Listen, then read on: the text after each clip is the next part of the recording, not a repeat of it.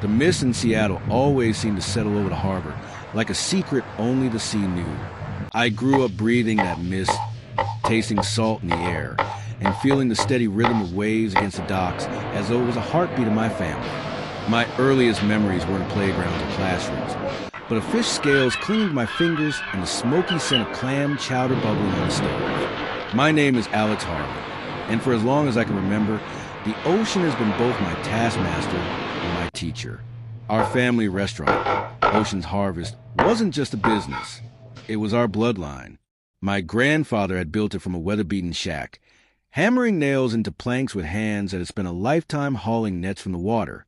By the time I was old enough to carry a knife, my father had taken over, running the place with a voice that could silence a room and a standard no one dared to challenge. My mother was a warmth to a storm, welcoming customers with a smile that made rainy Seattle nights feel less lonely. From the moment I could hold a blade, I shadowed my father in the kitchen. He taught me how to gut a fish with precision, how to cut clean lines so nothing went to waste. "Respect the catch, Alex," he'd say, his voice low but firm. "Every fish is a gift from the sea." Those words burrowed deep into me, shaping how I saw not only food, but life itself. My hands grew callous long before most boys my age even thought about work, and by the time I was a teenager, I could fillet a halibut blindfolded and season clams, so their flavors told stories of tide pools and ocean spray. But even in those early years, I noticed something that stung more than a slip of the blade. Favoritism simmered quietly in our family, like a broth kept on low heat. My younger brother Chris was the golden boy. He was charming, quick-witted, and had the kind of easy smile that could win over anyone in seconds. Where I was steady and silent, Chris was vibrant and ambitious. My parents looked at him and saw possibility. They looked at me and saw responsibility. The difference became sharper when we graduated high school. I was 18, standing in my apron behind the counter, while Chris was packing his bag for London. My father clapped me on the back that day, his words simple but heavy. "The sea calls to you, son. Stay here. This is where you belong." And just like that, my future was decided, not by choice, but by expectation. Chris's tuition for a prestigious university overseas came directly from the restaurant's slim profits. I didn't resent it at first. In fact, I believed in it. I thought, if Chris goes out into the world, maybe he'll bring back something that makes all of this worth it. I told myself I was investing in him the way we invested in our recipes, slow and steady. But while Chris was shaking hands in boardrooms and learning about global ventures, I was waking up before dawn to bargain with fishermen for freshest catch. My mornings began with damp air and shouting voices on the docks. My nights ended with me leaning over simmering pots, experimenting with new recipes. I remember the first time I grilled halibut with a splash of citrus. It felt like I had discovered the soul of summer on a plate. I perfected a crab bisque laced with saffron, something no one in Seattle had tasted before. Those dishes weren't just meals. They were my signature, my mark on the family legacy. As the years passed, Ocean's Harvest began to change under my hands. The shack transformed from a modest eatery into something more, a place that locals craved on stormy nights and tourists discovered with delight. I hired a small team who quickly became my second family. Maria, my sous chef, had an instinct for spices that could turn the simplest oyster into a masterpiece. Jake, my manager, kept the floor running with a mix of discipline and humor, treating me not like a boss, but like a brother. We laughed together after exhausting nights, cried over failures, and celebrated even the smallest victories. Burned batches and long hours only seemed to strengthen our bond. For me, the restaurant wasn't about profit. It was about honoring the ocean's bounty and building a family around it. Suppliers began calling me the Tide's Guardian because I refused to compromise on quality. Every dish we served was a promise. But back at the family dinner table, I remained invisible. My parents' conversations rarely lingered on my accomplishments. Instead, they revolved around Chris, his internships with top firms, his rising grades, his bright future. My mother's eyes would light up when she read his letters aloud. "Chris will revolutionize this place one day," she'd say, her word a knife sharper than any in the kitchen. I would nod, chew my food in silence, and retreat to the kitchen later that night, chopping onions with more force than necessary. Sometimes I thought the tears that burned my eyes came from the onions, but deep down, I knew better. Still, I didn't let bitterness consume me. Instead, I poured everything into Ocean's Harvest. I expanded the menu to include sustainable seafood, sourcing from local farms for herbs and vegetables. Every detail mattered, from the crackle of the bread crust to the freshness of the garnish. Slowly, success trickled in. Local papers began writing about us. Tourists lined up outside in the drizzle, eager for a taste of our chowder or my herb-crusted trout. By my mid-20s, Ocean's Harvest wasn't just a shack anymore, it was a beacon. And yet, late at night when the tables were cleared and the kitchen lights dimmed, I found myself staring out at the black water of the harbor, wondering if I was simply paving the way for Chris. With all of this, the sweat, the sleepless nights, the scars on my hands, become nothing more than a foundation for his grand entrance? The sea has a rhythm, a way of soothing even the heaviest heart. But as I stood there listening to the waves, I couldn't ignore the undercurrent pulling at me. I had built something beautiful, something alive. But in my family's eyes, I was still just a caretaker, waiting for the real heir to return. And that question haunted me more than any storm. Was I building a legacy for myself, or just preparing the stage for someone else's story? The years slipped by like tides, each one carrying me deeper into the life I had chosen. Or perhaps the life that had been chosen for me. By my late 20s, Ocean's Harvest had grown far beyond the weathered shack my grandfather built. I poured everything into it. Sweat, sleepless nights, every ounce of creativity I had. The place became a 2-story haven overlooking the harbor, its windows wide and glowing, where the scent of sizzling prawns drifted into Seattle mist and mingled with the laughter of satisfied diners. The transformation wasn't easy. Renovation meant endless nights staring at budgets, arguing with contractors, and making decisions that would either sink us or set us afloat. But when the new space finally opened, I stood in the dining room with tears in my eyes. Hardwood floors gleamed under soft lighting, and the upstairs view stretched out across the water. It wasn't just a restaurant anymore. It was a home for anyone who stepped inside. My team grew with me. Maria had become more than just a sous chef. She was my right hand, daring me to take risks with flavors. Her lemon thyme oysters became so popular that people drove in from Portland just to taste them. Jake managed the chaos of the dining floor, like a conductor leading an orchestra. When tempers flared during rushes, his humor cut through the tension, keeping us together. The suppliers treated me as a partner, not just another customer. They'd call at dawn to let me know which fishermen had hauled in the best catch, saving the finest salmon or halibut for me because they knew I'd honor it. They respected the way I held the line on quality, never cutting corners even when it cost more. That reputation earned me trust, and sometimes even friendship, in a business where loyalty was as rare as a calm sea. But success, I learned, has a price. The restaurant consumed me. While others my age spent nights at bars or weekends traveling, I lived in the kitchen. I tasted every batch of soup, adjusted sauces until they sang, and often stayed until dawn, scribbling notes on flavor profiles or sketching new menu ideas on grease-stained paper. Sleep became a luxury. A social life was something I heard about but never lived. And still, even as the restaurant thrived, my parents' recognition remained reserved for Chris. Over ledger books and holiday dinners, my father would casually mention, "Your brother's acing his courses." My mother would smile, adding, "Just imagine what he'll do when he comes back. He'll revolutionize this place." I clenched my jaw and gnawed, hiding the sting. I wanted to shout, "I already am revolutionizing this place. I'm the one here every day, building it, shaping it." But instead, I let the frustration fuel me. I would perfect the cedar plank salmon, season it until every bite carried the smoky essence of the Northwest. I would make Ocean's Harvest so undeniable that even they couldn't overlook it. The turning point came in our 5th year, when Ocean's Harvest was invited to cater a high-profile tech conference. I can still remember the nerves that buzzed in me as I stood in front of a room full of executives, our dishes laid out like a feast from the sea itself. My cedar plank salmon stole the show. People asked for seconds, and before the night was over, we were flooded with offers to cater more events. Word of mouth spread faster than the tide. Suddenly, we weren't just a local favorite. We were in demand. Bookings surged, and for the first time, we crossed into six-figure revenue. I should have felt triumphant.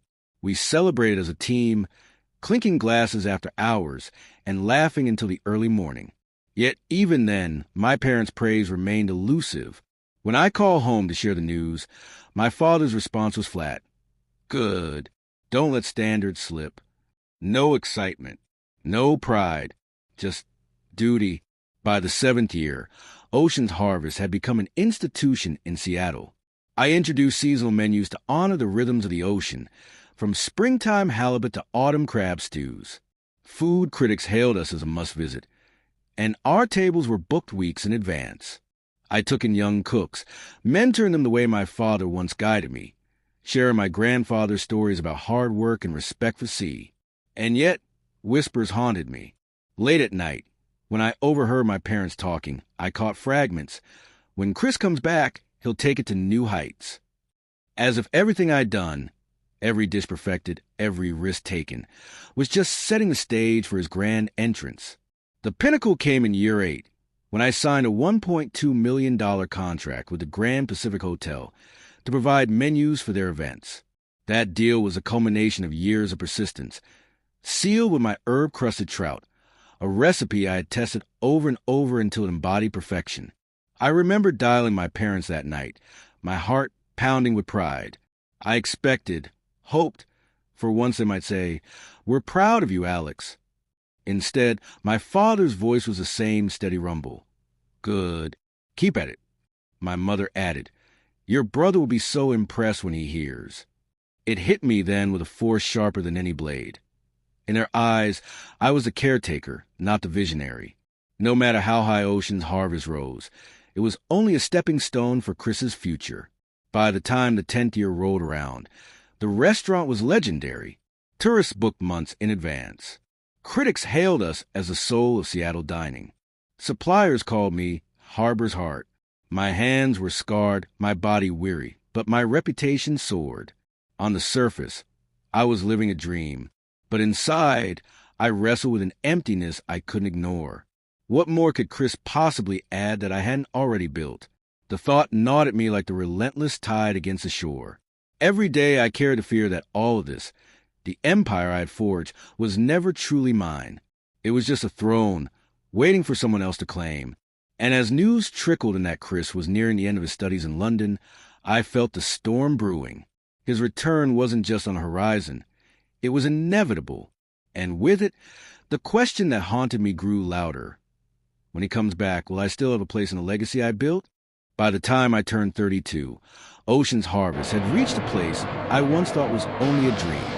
Food guides hailed us as one of Seattle's treasures, a restaurant where the flavors of the sea were celebrated with honesty and care. Tourists booked tables months in advance, and locals treated us as their second home. I had built a team that felt like family. Maria's culinary brilliance had only grown sharper. Jake's steady hand kept the dining room running like clockwork, and the young cooks I mentored were blossoming into masters of their own craft. On paper, I had it all. I was living the dream of any chef who started with nothing more than a knife, a stove, and a vision. And yet, a shadow hung over it all. It wasn't the pressure of critics or the weight of financial risk.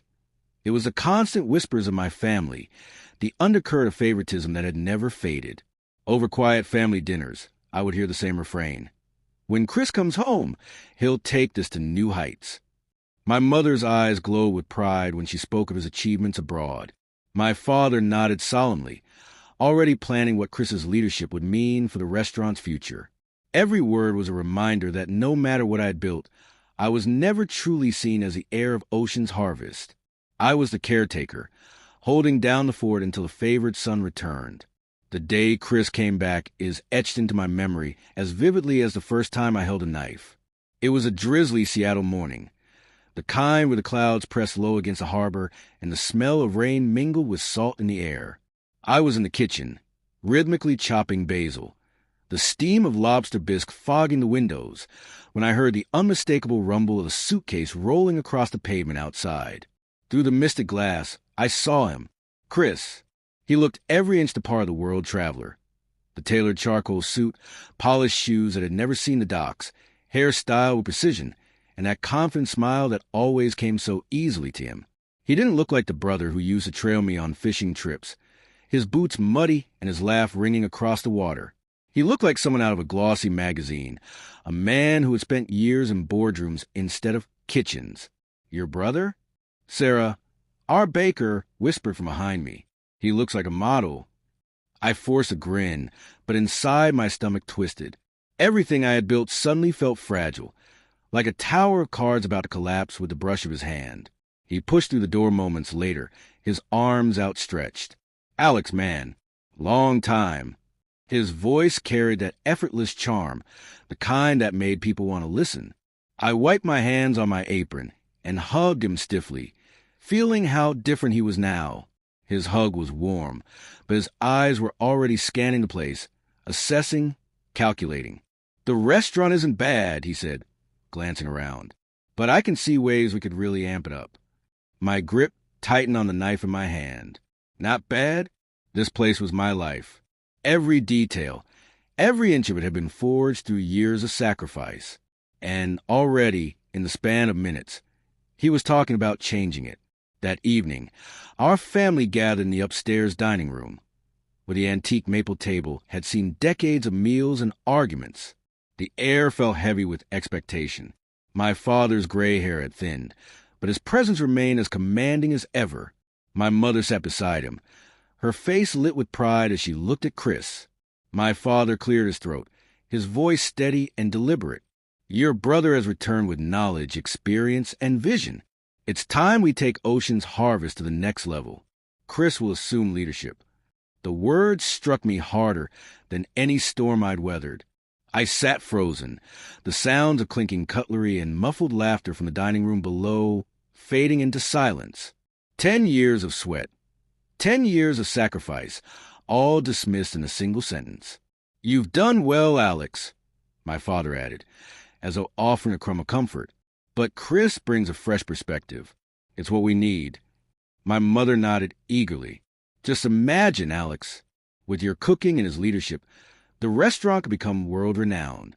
I tried to swallow, but the lump in my throat refused to budge. My eyes flicked to Chris, who was already launching into a presentation of sorts, laying out plans for expansions, rebranding, even international sourcing. Ideas I'd thought about but discarded because they risked quality. Ideas that sounded bold on paper, but threatened everything I stood for. Alex will still be vital, Chris said, his tone almost patronizing. He'll keep the kitchen strong while I focus on strategy. In that moment, I felt small, reduced to a cog in the machine I had built with my own hands. The bitterness rose in me like a tide, choking me, but I held my tongue. Later that night, when the meeting ended, I slipped away into the kitchen. The familiar smells of garlic and butter, the comforting hiss of pans, should have grounded me. Instead, they mocked me. The sea outside whispered against the docks, the same rhythm that had always soothed me, but now it fell hollow. I leaned against the counter, staring at the scars on my hands. Each one was a story of perseverance, a burn from an overheated pan, a cut from a stubborn crab shell. They were proof of the life I had given to this place. And yet, in the eyes of my family, those scars meant nothing compared to the shine of Chris's polished shoes and prestigious degree. I asked myself the question I had been avoiding for years. Had I built an empire, or had I simply laid the foundation for someone else to take the throne? Chris's return wasn't the reunion I had hoped for. It wasn't about brotherhood or family. It was a coup, orchestrated quietly over years of favoritism, waiting for the moment to strike. As I stood there, the weight of betrayal heavy on my chest, one truth became painfully clear. I was standing on the brink. Either I would fight for the legacy I had carved from the sea, or I would fade into the background, forgotten in the shadow of the golden sun. And the sea outside seemed to whisper its own challenge, its waves crashing against the shore like a drumbeat. What will you do, Alex? Fight or be washed away? Waves of reconciliation and wisdom. The days after Chris's return felt like walking a tightrope over stormy seas. The restaurant was still alive with the same sounds, The clatter of plates, the hiss of pans, the chatter of diners. But beneath it all, tension pulsed like an undertow. My brother wasted no time stepping into the role my parents had practically gift-wrapped for him. He arrived at meetings with glossy presentations, speaking in sharp, confident tones about apps for reservations, streamlined supply chains, and international sourcing that could cut costs. Efficiency over tradition, he'd argue, standing tall in his suit while I stood in my apron. We can reach beyond Seattle. Think global, Alex. But I knew what his ideas really meant. Compromising the very soul of Ocean's Harvest. International sourcing might save money, but it would strip away the relationships I had built with local fishermen and farmers. Reservations apps sounded sleek, but they threatened to turn our restaurant into just another faceless machine. The team felt the strain. Maria, fiercely loyal, sided with me, insisting that our heart-led cooking was what set us apart. "This place has a soul," she whispered one night after service. "And you gave it that soul, Alex." Jake, ever the peacemaker, tried to balance both sides, diffusing arguments before they boiled over. But Evie couldn't hide the unease. At home, the tension was worse. Family dinners turned into battlegrounds. My father praised Chris's bold ideas as if they were salvation. My mother, torn but hopeful, urged us to find unity. I sat through it all, swallowing the anger that burned in my chest, until one stormy night, I couldn't hold back any longer. The rain hammered against the windows, thunder rolling over the harbor. I slammed my hand on the table, the sound echoing through the room. "I've bled for this place." While he chased agrees, "I was here every day, building the legacy you claim to value. Why am I treated like a placeholder?" Silence followed. My father's face hardened. My mother's eyes filled with tears. Chris, defensive, shot back, "I'm not stealing it from you, Alex. I'm trying to enhance it. You've never looked beyond the kitchen.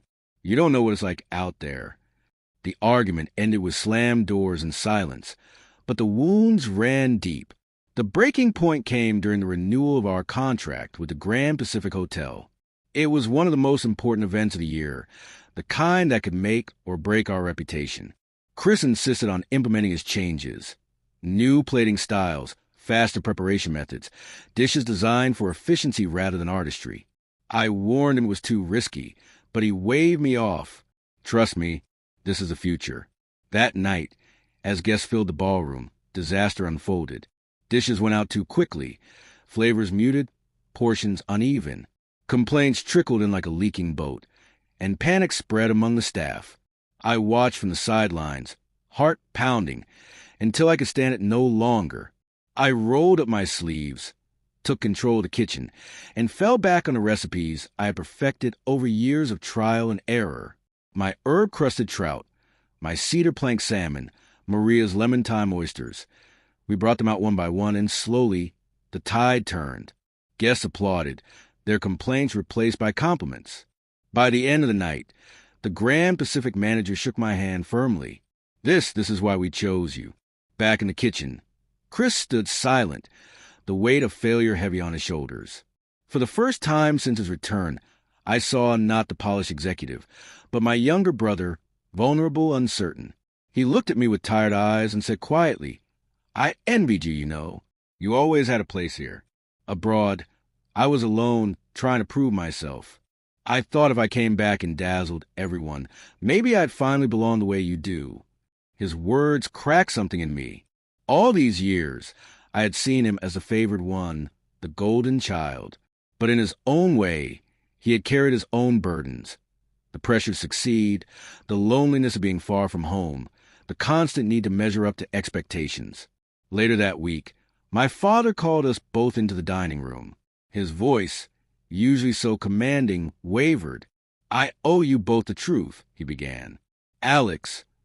I pushed Chris away because I didn't want him to bear the hardships you did. I thought sending him off would give him a better life. But in doing so, I failed to see your strength. I failed to recognize what you had already built.